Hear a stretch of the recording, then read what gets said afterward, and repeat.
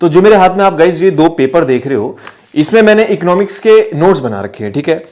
तो ये दो पेजेस को लगभग मेरे को बनाने में 6 से 8 घंटे लगे हैं। पहले मैंने चीज़ों को अच्छे से समझा, उसके बाद ही शॉर्ट नोट्स बनाए। तो ये वीडियो बहुत इंपॉर्टेंट होने वाला है क्योंकि मैं इसमें आपको बताऊंगा कि यार शॉर्ट नोट्स को कैसे बना सकते हो, ठीक है। इसमें मैं थोड़े इकोनॉमिक्स के जो कुछ इंपॉर्टेंट कंसेप्ट्स हैं वो कवर करूंगा और आपको एक आइडिया दूंगा कि यार अगर आपको शॉर्ट नोट्स बनाने हैं तो आपको किस वे में चीज़ों को नोट डाउन करना होता है। कई बार क्या होता है, स्टूडेंट्स पूरी बुक की बुक कॉपी कर देते हैं, उसका कोई मतलब नहीं है। अगर आप पूरी बुक को कॉपी कर रहे हो तो कोई फायदा नहीं है। मेरे पास जो इकोनॉमिक्स का डॉक्यूमेंट है लगभग वो 125 पन्नों का है। ये दोनों जो पेजेस हैं मैंने 40 पेजेस में से एक्सट्रैक्ट किए इन 2 पेजेस को। तो यानी कि जो भी मुझे काम का लगा यार कि ठीक है ये चीज़ अंडरस्टैंडिंग वाली है, इसमें कंसेप्चुअल क्लैरिटी की नीड है, तो मैंने उनको समझ के शॉर्ट नोट्स बनाए। तो मैं आपको दिखाऊंगा कि शॉर्ट नोट्स बनाते कैसे हैं। अब से मैं जितने वीडियोस बनाऊंगा उसमें आपको एक प्रैक्टिकल अप्रोच दूंगा, जैसे ये नोट्स के रिगार्डिंग है। क्योंकि क्या होता है कि मैं बैच में जो मेरा क्वेश्चन आंसर राउंड होता है तो मैंने ये क्वेश्चन प्रिपेयर किए, तो जो कि स्टूडेंट्स को देने होते हैं। तो फिर आई थॉट कि आपको मैं दिखा दूं कि कैसे मैंने नोट्स बनाए हैं, ताकि यार आप लोग जो सेल्फ प्रिपरेशन कर रहे हो तो आप लोगों के लिए ये बहुत ही ज़बरदस्त वीडियो होने वाला है। तो सीधे स्टार्ट करते हैं विदाउट वेस्टिंग द टाइम। तो चलिए गाइस, अब समझते हैं कि भाई आप शॉर्ट नोट्स कैसे बना सकते हो। ये इकोनॉमिक्स के नोट्स हैं, इसमें जितने भी इंपॉर्टेंट कंसेप्ट्स हैं मैंने उनको कवर कर रखा है। अब मैंने क्या किया कि यार देखो, अब जैसे यहाँ पे एग्जांपल ले लेते हैं सोशलिज्म कम्युनिज्म का। हमको पता है भाई कैपिटलिज्म क्या होता है, मिक्स इकोनॉमी क्या होता है, लेकिन कंफ्यूजन आ जाती है सोशलिज्म और कम्युनिज्म में। तो मैंने इनके शॉर्ट की पॉइंट्स बना दिए। यहाँ पे सीधे सीधे से मैंने की पॉइंट लिख दिया कि यहाँ पे सेंट्रली प्लान्ड है, everything controlled by the state. Communism में जहाँ पे दिक्कत आती है तो मैंने 1-2 पॉइंट लिख दिए, थोड़े एक्सप्लेन करके लिखे हैं मैंने। फिर भी चीज़ों को थोड़ा एक्सप्लेन किया क्योंकि जब मैं इनको ग्रुप में डालता हूं तो थोड़ा सा अंडरस्टैंडिंग होनी चाहिए स्टूडेंट को जो इन नोट्स को पढ़ेगा। लॉ ऑफ डिमांड और सप्लाई की मैं बात करता हूं, मैंने सिंपल लिख दिया कि भाई ठीक है, demand is inversely proportional to price, यानी कि डिमांड बढ़ेगा, ठीक है, तो प्राइस घटेगा।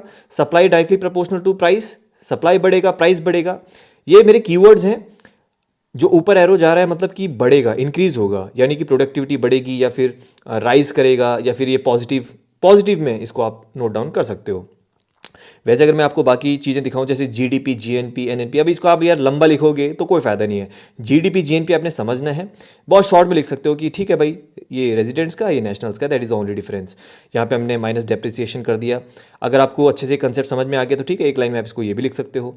तो कहने का मतलब है कि रिवीजन के तौर पर चीज़ें आपको बहुत हेल्प करेंगी। अब जैसे मैंने जो इंपॉर्टेंट कंसेप्ट हैं सारे लिख दिए, एक लाइन में, 2-2 लाइन में। अब देखो ये चीज़ें आपको इतना शॉर्ट लिखने की जरूरत नहीं है।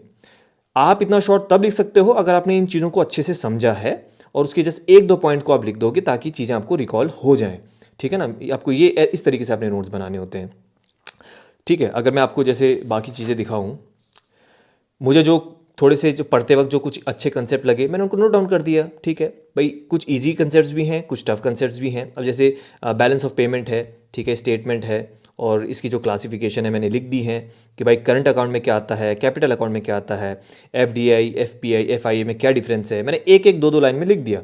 इस वे में अपने शॉर्ट नोट्स बनाने होते हैं, ठीक है।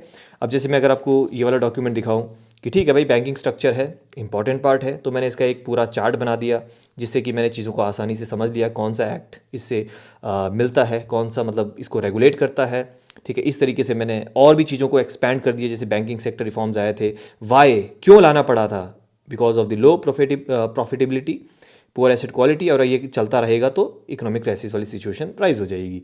तो फर्स्ट नरसिम्हम कमेटी हो गया, सेकेंड नरसिम्हम कमेटी के की पॉइंट्स लिख दिए मैंने लंबा एक्सप्लेन नहीं किया। एग्जाम में आपको इतना लंबा एक्सप्लेन नहीं करना है, आपने चीज़ों को समझा है, उसका कीवर्ड लिखो, इसको आप खुद ही एक्सप्लेन कर सकते हो, समझ रहे हो। जो बाकी कमिटीज़ हैं उनका क्या पर्पज़ है, क्या फोकस है, ठीक है, क्या उनका काम है, तो इस तरीके से मैंने चीज़ों को नोट डाउन कर रखा है। तो आपको आई थिंक इससे काफ़ी क्लैरिटी आई होगी कि कैसे आपने नोट्स को बनाना है, ठीक है।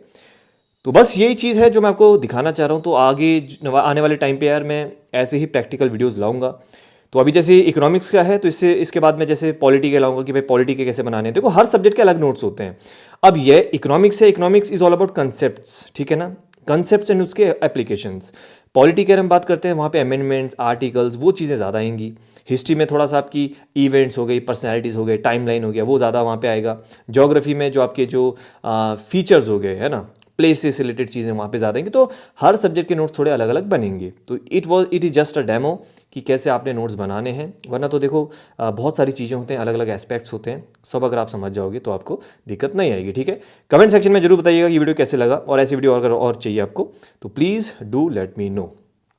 और लाइक ज़रूर करना यार इस वीडियो को अगर आपको पसंद आया है। ठीक है, चलिए, thank you so much and see you soon.